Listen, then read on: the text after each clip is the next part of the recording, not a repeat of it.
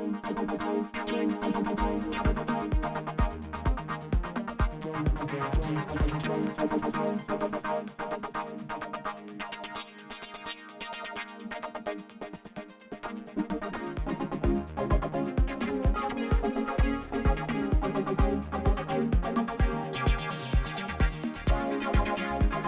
up, world? It's Festive Reverb back in the studio with the new Cobalt5S from Modal Electronics. I'm also joined by Jim from Modal Electronics. He's the sound designer and product specialist. Jim, thank you for coming out today with this new synth. This is the compact version of the Cobalt8, am I correct? For the most part, it shares the same synth engine, yeah, but there's some obviously compact form, and it's going to be 5-voice. They're both extended virtual analog synthesizers. So essentially it's taking the classic analog waveforms, sawtooth, triangle, square, pulse width. It's putting them through different signal chains. It's kind of like a what if of modulation possibilities. And what we've done then is we've curated them with parameters A and B on 2 different synth engines, of course, so you'll be working with 2 oscillators essentially. It does all sorts of cool stuff. So our developers have curated these unique signal path manipulation algorithms, and that's why we call them algorithms. So it'll all depend on the algorithm you select. I only got to play with this thing for a little bit, but right off the gate, it has some very, very amazing presets. Some of our viewers may know this already, but I am not ashamed to say that I love presets. Me too. It's always a good starting point, especially now with individuals like yourself working for Modal. You all sit down and you think about what's going to sound the best out of this architecture. So, well, we put a lot of thought into the presets, and the first 10, they're really designed to show the wide versatility of this thing. The different algorithms in this synth really go a long way, and that's why the slogan is beyond analog. Well, there's a reason for that. It's there's the familiar analog sounds that you can get.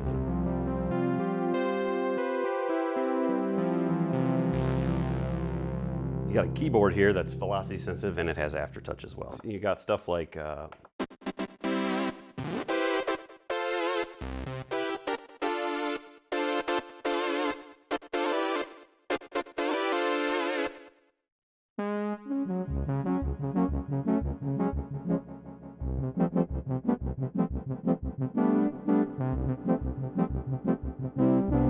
down here, this is using the LFOs as well as square modulation to kind of manipulate and make these really, really eerie kind of dark tones.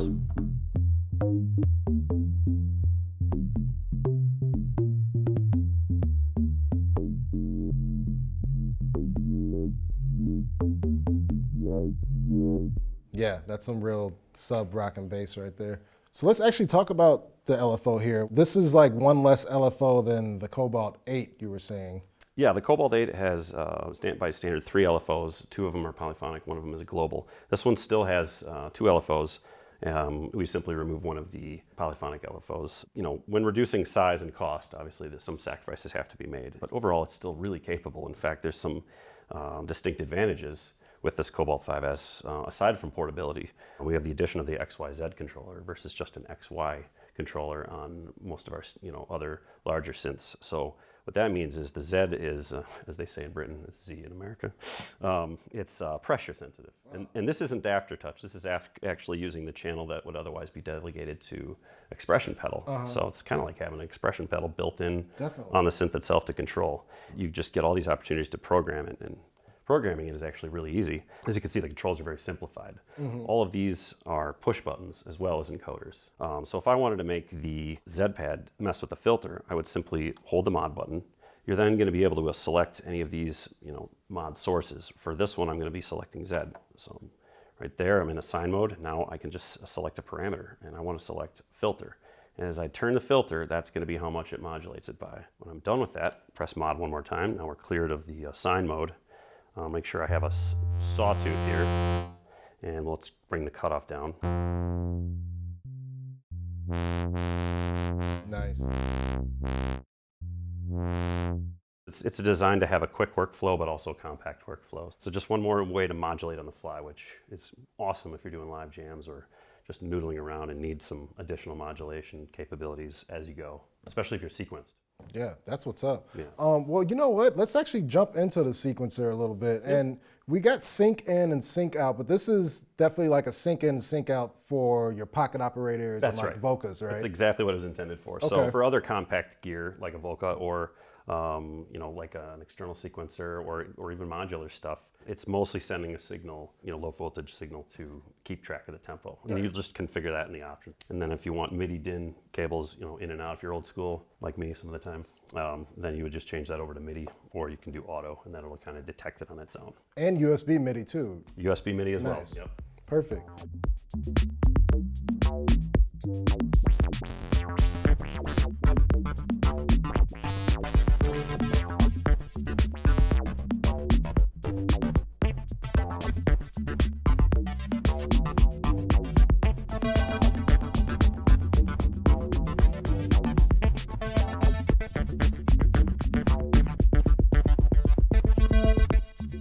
Well, let's hear what this sequencer sounds like. I'm really interested in how this is built into here. In fact, if you go to preset 000 and then work up from there all the way through 009, those presets are actually tailored to a sequence of their own. So with each preset, you can actually design a sequence for it, and then on that preset, you can delegate the preset to load up that sequence. For this one, you know, one of our internal developers did some really great work with some of these pads. I think No Stable Way is a shining example of the live aspect, because there's two parts of the sequencer. You can record it live, or you can do the steps. If you're doing pads and long chords, obviously live is the way to go. It's just that much more expressive, and you know, you can have those longer held chords. So got the patch loaded up, and then if I press down this one, this button right here, that actually shows me that I'm also on sequence number 1, which is No Stable Way sequence.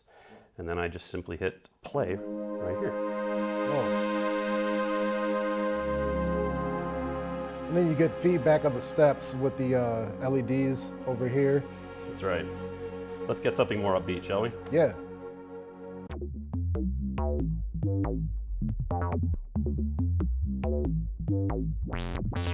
I'll tell you a little bit about the morphing filter here. Yeah.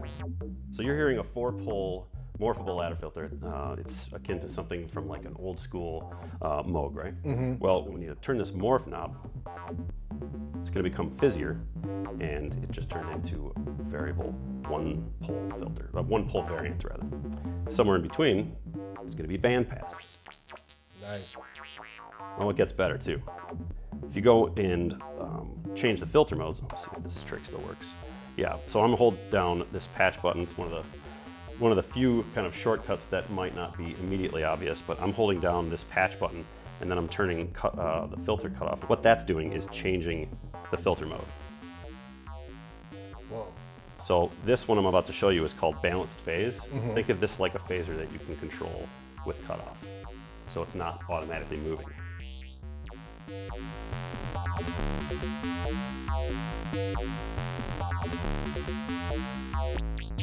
That's pretty sick.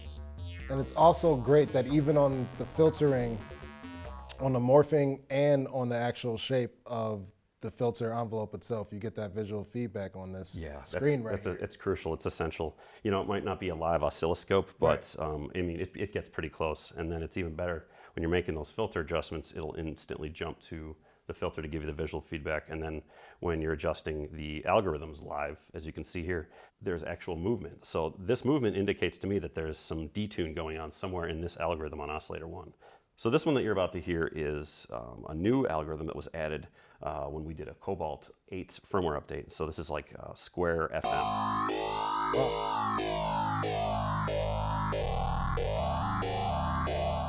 What kind of effects are we packing in here? So this one does have a reduced amount of effects compared to the Cobalt 8, but it really makes up for that with an all-new chorus. So the chorus was completely revamped for the Cobalt5S, so it does have significantly different sound and behavior and characteristics, and I personally love it. I just initialized a patch here. I'll give you a perfect example here. It's just sawtooth, and what I'm going to do is pull the filter down. I'm going to put the filter envelope depth up a bit, maybe around 50. And then I'm going to adjust the filter envelope shape so we can get a little bit of a plucky sound going, and then maybe amplitude envelope I'll adjust to have a little bit of tail. So now let's add some chorus. Right here, just like I was selecting the different envelope editing modes, I can actually go into an effects editing mode. And then from there, I'll have to hold shift. You'll always have filter control if you're not holding shift, and res and morph. So that's kind of a mainstay because we know that's used a lot in live jams. So you can either hold, press the shift button and toggle it and it'll stay on. Now I'm going to have full operational control without having to hold that down. Or if you're somebody that forgets like me, you can just hold it down while you're doing all the editing.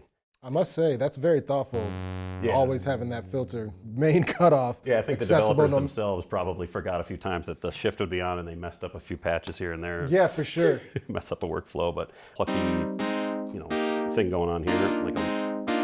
You can lush it up in two different ways. You can take B1, which is the spread or kind of the detune. Do that, right? So that adds a little bit of lushness. If you turn on the chorus,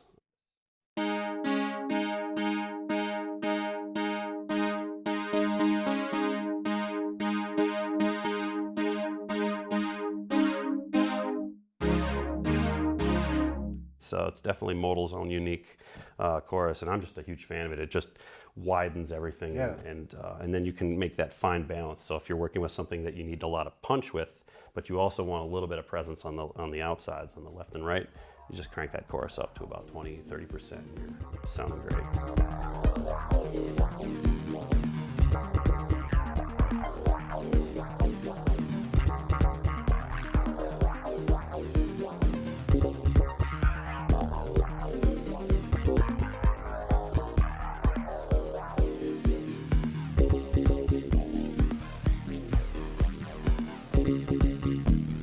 So the thing with the Cobalt series in general is it gives you the familiarity of the analog domain. So it sounds a lot like any fat, lush analog polysynth. Of course, it could even do some kind of vocally style pads.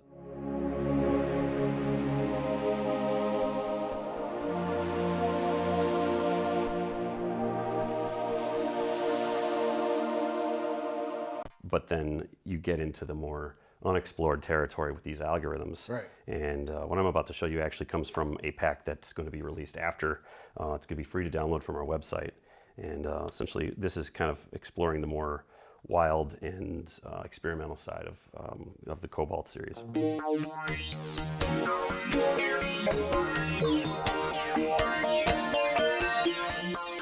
Wow. So what's going on here? A whole lot of stuff. The mod matrix is maxed out on this one.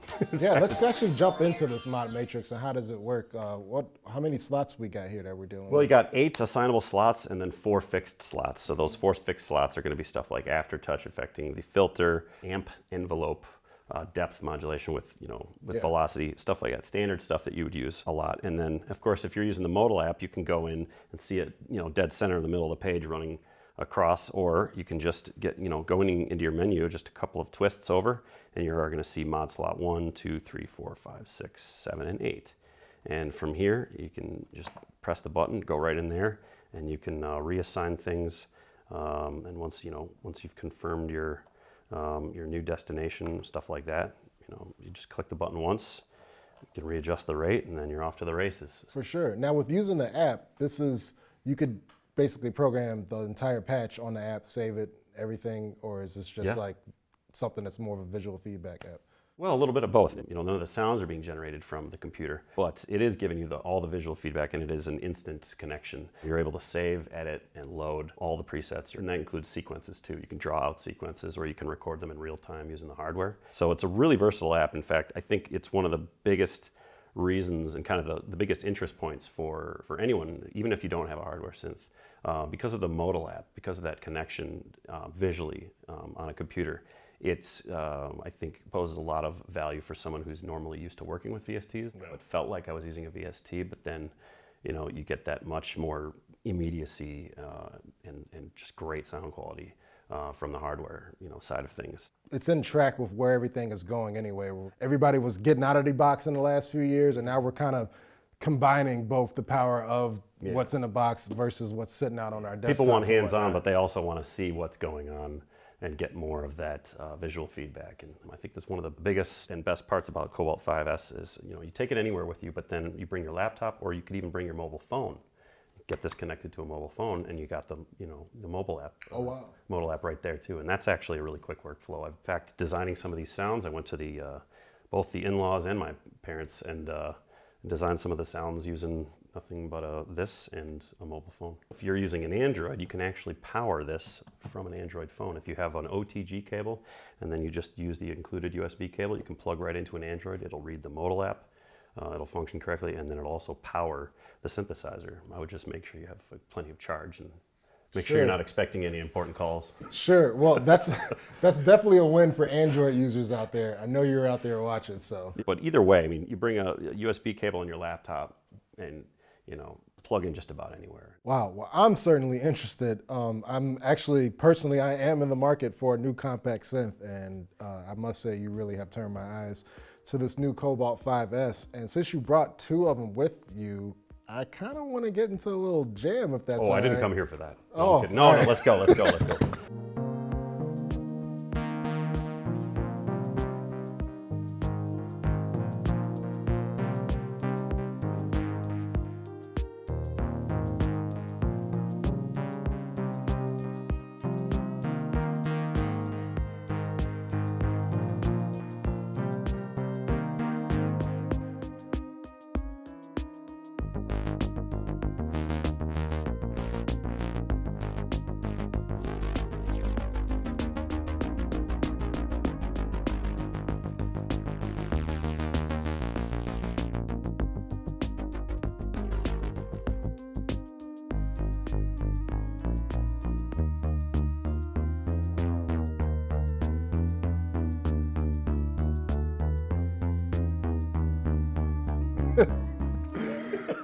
Jim, that was really fun.